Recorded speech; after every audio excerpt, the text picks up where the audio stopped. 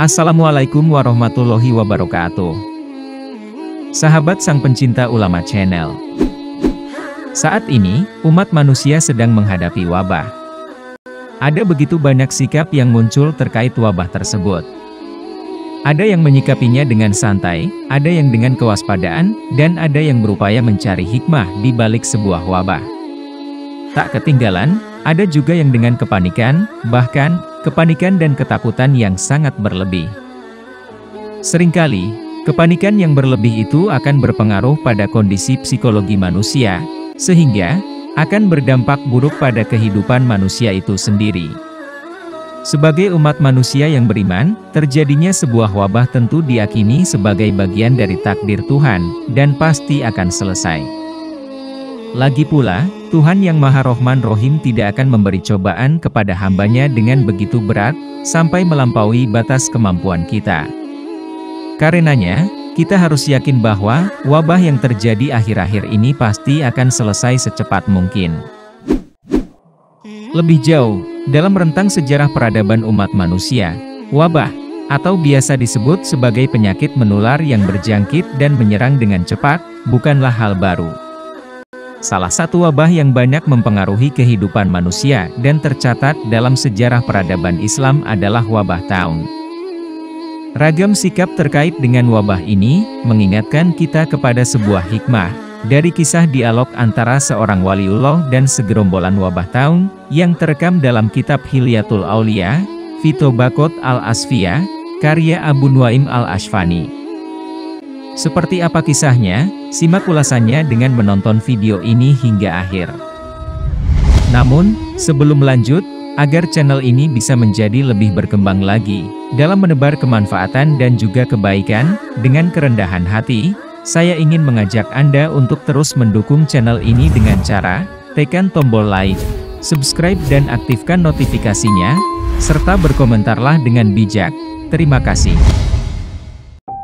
Sahabat sang pencinta ulama channel, dikisahkan dalam kitab tersebut bahwa telah terjadi sebuah wabah cukup serius di kota Damaskus beratus tahun lalu lamanya.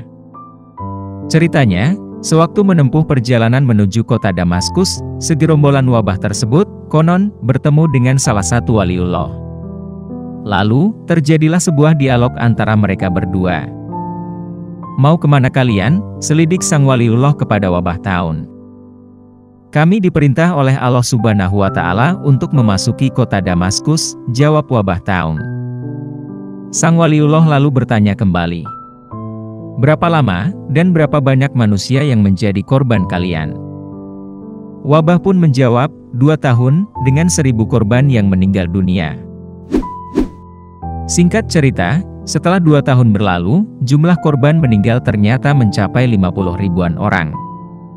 Dan ketika sang waliullah kembali bertemu dengan wabah penyakit tersebut, ia menggugat. "Kenapa dalam 2 tahun, kalian memakan begitu banyak korban sampai 50 ribu orang yang meninggal? Bukannya kalian janji hanya memakan korban 1000 orang?" protes sang waliullah.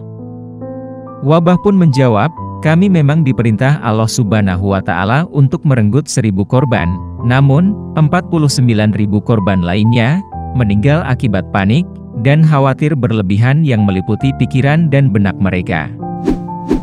Wabah yang terjadi di negeri Syam atau Damaskus dan sekitarnya itu, telah menewaskan banyak orang. Bahkan, akibat wabah taun tersebut, banyak perempuan remaja yang berguguran.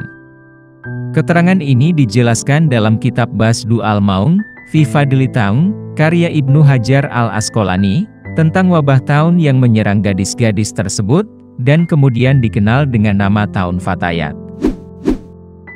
Namun, bukan berarti wabah datang tanpa ada hikmah yang terselubung di dalamnya.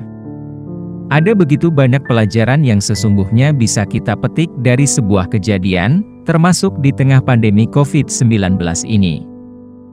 Maka, kita memang selayaknya selalu meningkatkan rasa syukur kepada Allah Subhanahu wa Ta'ala.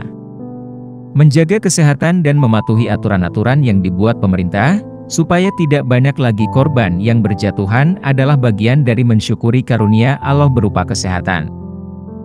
Dan tidak kalah penting, kita seyogianya bersikap lebih dewasa, penuh waspada, dan tidak gegabah.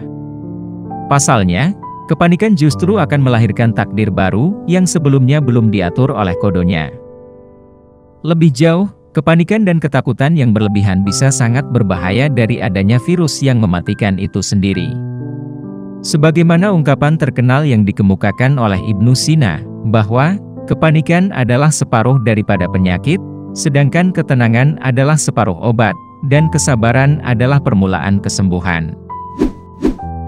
Sahabat Sang Pencinta Ulama Channel, mari kita hadapi wabah ini dengan ketenangan dan kewaspadaan, dengan menjaga kesehatan, menjaga diri, menjaga keluarga, menjaga teman, dan menjaga semua orang yang kita sayangi dan ada di sekeliling kita.